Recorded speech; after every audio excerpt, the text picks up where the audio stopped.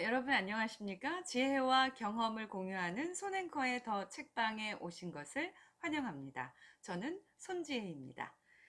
손앵커의 더 책방, 오늘은 제가 추천할 순서인데요. 오늘 함께 공유할 책은 최진석 교수의 탁월한 사유의 시선입니다. 추천 이유는 철학은 무엇일까요? 전 뭐 철학을 전공하지도 않았고 또 공부해 본 적도 없고요. 딱히 전문적인 지식도 없어서 뭐라고 뭐 멋지게 말할 수는 없습니다. 하지만 저는 제 나름대로의 생각을 얘기한다면 저는 내가 늘상 익숙하게 바라보던 어떤 삶의 일상의 생각의 시선을 다르게 깊이 있게 바라보는 것이다. 저는 나름대로 이렇게 생각을 하는데요. 뭐 이거는 제 생각이니까 옳다 그르다 이렇게 말할 수는 없겠죠. 제가 이 책을 추천하는 이유는요. 나의 시선의 높이, 생각의 높이를 좀 더 높일 수 있는 기회를 갖게 됐고요. 그래서 다르게 생각할 수 있는 힘을 길러야 되겠다. 뭐 이런 생각을 갖게 됐습니다. 그리고 저 스스로도 어떤 시선의 높이를 이렇게 높이려고 의도적으로 자꾸 시도하고 있습니다. 물론 때로는 훅 떨어지기도 하지만요. 물론 이 책도 읽어보신 분들도 많이 계시리라는 생각이 드는데요. 이 책의 핵심 메시지를 저는 이렇게 정리를 했습니다.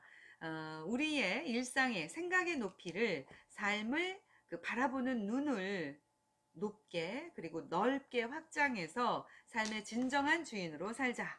그리고 이 책의 한 줄을 뽑는다면 생각의 높이가 시선의 높이를 결정하고 시선의 높이가 활동의 높이를 결정하며 활동의 높이가 삶의 수준을 결정한다. 결국 생각의 높이가 세계의 수준을 결정한다. 뭐 세계의 수준까지는 아니어도 나 자신의 수준은 충분히 결정하는 것 같습니다. 네, 먼저 작가이신 최진석 교수에 대해서 살펴보죠. 서강대학교 철학과 명예교수이고요. 또 책에서는 이렇게 이분을 소개하네요. 한편을 지키는 일에 안주하지 않는 경계의 철학자다. 낡은 가치를 버리고 주체적 개인으로 사는 반역의 철학자. 탁월한 사유의 시선으로 새로운 나라를 꿈꾸는 행동하는 철학자. 물론 최진석 교수님이 뭐 워낙 유명하셔서 긴 설명은 필요 없겠죠? 그리고 이 책의 서문을 살펴보겠습니다. 서문이나 프롤로그에는 주로 이 책을 쓰게 된 동기나 목적이 들어있죠. 철학적 사고와 관련해서 이분은 또 윤리 문제, 규제에 대해서 이렇게 얘기를 합니다. 4차 산업혁명을 다루는 일에서도 비중 있게 다뤄지는 것 가운데 하나가 윤리 문제다. 그렇죠. 인공지능 때문에 야기되는 직업의 상실 문제도 윤리 문제 가운데 하나다. 인공지능을 윤리적으로 어떻게 대할 것인가? 인공지능을 가진 로봇에 대해서 인간은 어떤 윤리적 태도를 가져야 하는가 하는 점들이다. 선악의 문제를 다뤄야 진실하게 사는 느낌을 갖도록 훈련받았기 때문에 당장은 해당 사건의 주도권도 갖고 있지 못하면서 윤리 문제에 초점을 맞춘다. 자기 착각이거나 자기 착시다. 우리는 아직 인공지능의 주도권을 갖지 못했다. 로봇도 그렇다. 그것들을 윤리적으로 다룰 수준에 아직 도달해 있지 않다. 구체적인 현장이 펼쳐지고 나서 윤리가 있다. 주도권을 가진 선진국에서는 다 그렇다. 거친 야성이 먼저 있고 나서야 순하고 질서 잡힌 행위가 요청된다. 드론 시장을 윤리가 필요할 정도로 키워놓지도 못한 상황에서 그것을 윤리적으로 다루다가 드론 시장에서 주도권을 상실했다. 윤리적 주도권보다 시장의 주도권이 더 세고 중요하다. 윤리는 시장 성숙 다음의 일이다. 이 말이 나쁜 말로 들리면 전략적이거나 선도적인 높이를 아직 모르거나 거기에 서본 경험이 없어서이다. 선한 규제가 악을 생산한다. 이러면서 이제 또 규제에 대해서도 장자 변무편을 들면서 얘기를 하고 있습니다. 여러분께서는 4차 산업혁명과 윤리 그리고 철학에 대해서 어떻게 생각하시는지요? 저는 이 내용도 상당히 흥미롭게 읽었었던 내용입니다. 자, 그렇다면 탁월한 사유의 시선, 이제 직접 본격적으로 들어가 봐야 할 텐데요. 탁월한 사유의 시선은 총 5강으로 이루어져 있습니다. 좀 살펴볼까요? 1강, 부정, 버리다. 2강, 선도, 이끌다. 3강, 독립, 홀로 서다. 4강, 진인, 참된 나를 찾다. 5강, 문답, 공유하다. 그래서 사유의 높이 그리고 철학적 삶에 대해서 문답 형식으로 이루어져 있습니다. 자, 이 5강 중에서 앞부분에서는요, 동양 사회가 서양 철학을 받아들이게 되는 역사적인 과정들을 소개하고 있습니다. 그리고 철학이 무엇인가, 철학적 높이의 시선이 도대체 왜, 무엇 때문에 그토록 중요한가에 대해서 폭넓게 이야기하고 있습니다. 자, 오늘도 역시 딱 세 가지만 말씀드리도록 하겠습니다. 제가 선택한 세 가지의 핵심 메시지는요. 먼저 철학적인 높이의 사유 능력. 그래서 여기에는 삼성과 애플의 예를 들어서 소개를 하고 있고요. 두 번째, 철학적이라는 것은 철학적인 높이의 시선을 갖는 일. 그래서 장난감 회사 레고에 대해서 얘기를 하고 있고요. 세 번째, 연결. 그것은 독립적 주체만 할 수 있는 창의적 활동. 장자의 조롱박 이야기가 들어 있습니다. 자, 그 중에서 첫 번째, 철학적인 높이의 사유 능력에 대해서 살펴보겠습니다. 이 내용은,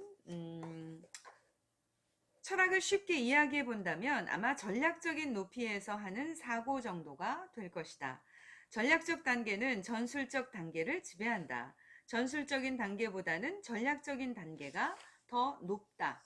높을 뿐만이 아니라 더 종합적이고 근본적이며 독립적이고 주도적이다. 전략적인 사고란 이미 짜진 판 안에서 사는 전술적인 사고와 달리 아예 판 자체를 새로 짜는 일이다.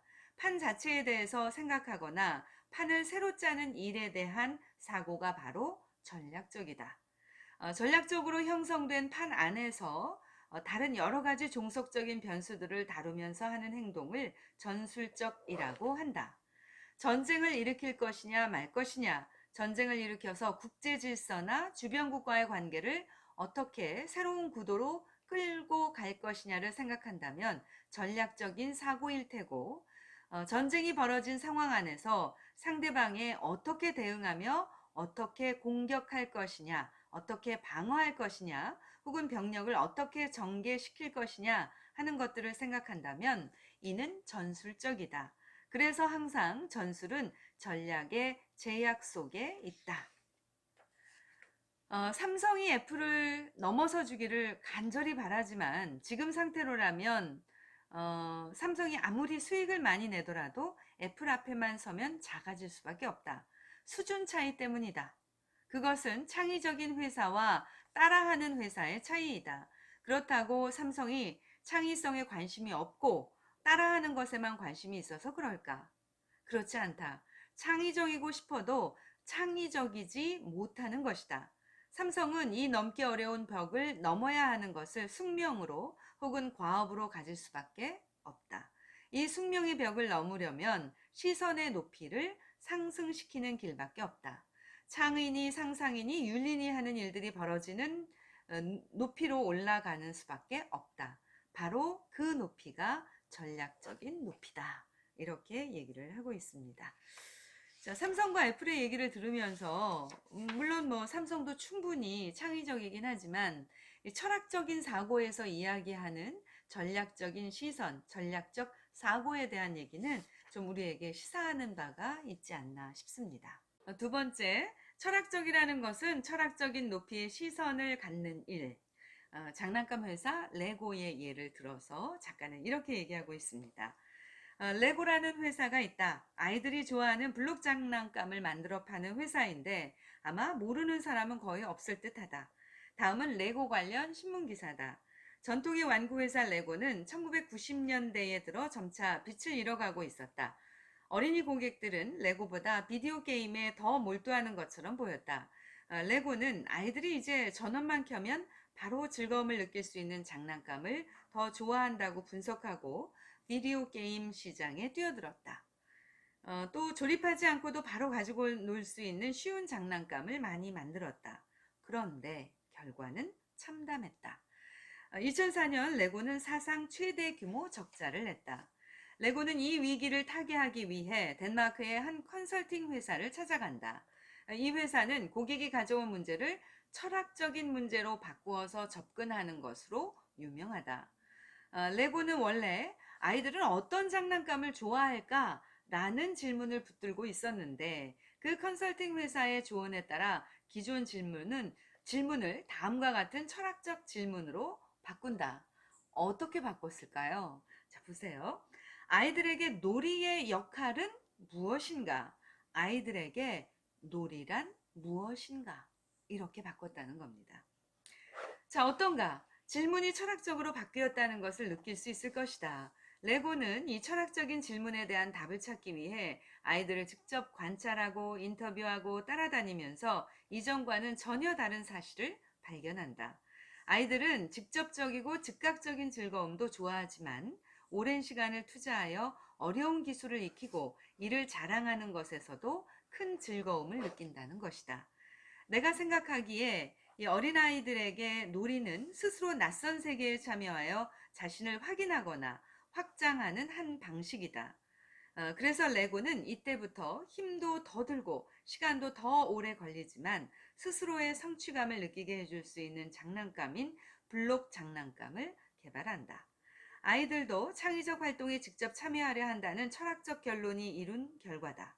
이것이 바로 철학적 접근이다. 여기서 우리는 아이들은 어떤 장난감을 좋아할까? 라는 질문과 아이들은 왜 놀까? 라는 질문 사이에 존재하는 시선의 차이를 인식할 필요가 있다.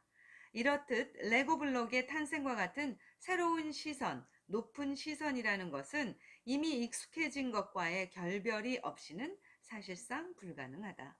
그러니까 철학을 한다는 것, 철학적이라는 것의 의미가 탁월한 높이의 시선을 갖는다고 할 때 자기 파괴, 자기 부정의 과정은 그야말로 필수적이다. 이렇게 얘기하고 있습니다.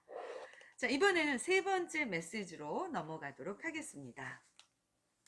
자, 세 번째 이야기는 연결, 그것은 독립적 주체만 할 수 있는 창의적 활동, 장자의 조롱박 이야기 편인데요. 저는 개인적으로 이 장자의 조롱박 편 이야기를 들으면서 제가 갖고 있는 그 비즈니스, 고객들에게 제공하는 서비스에 대해서 아주 많은 생각을 할 수 있는 계기를 주었던 이야기이기도 합니다. 본문으로 들어가겠습니다. 장자에 이런 얘기가 나온다.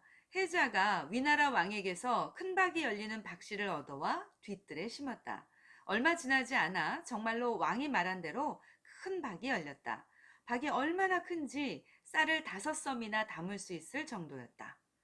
박하면 무엇이 떠오르는가? 박의 용도가 무엇인가? 물바가지로 쓰거나 호리병처럼 물을 담아서 다니는 것으로 쓸 수 있다. 그런데 이 박은 너무 커서 이 두 가지 용도로는 쓸 수가 없었다. 해자는 아무 쓸모가 없는 박이라고 그것을 깨버렸다. 해자의 말을 듣고 나서 정자는 박이 그렇게 크다면 그 박을 쪼개 배로 만들어서 바다에 띄워놓고 놀면 될 것 아닌가라고 말한다.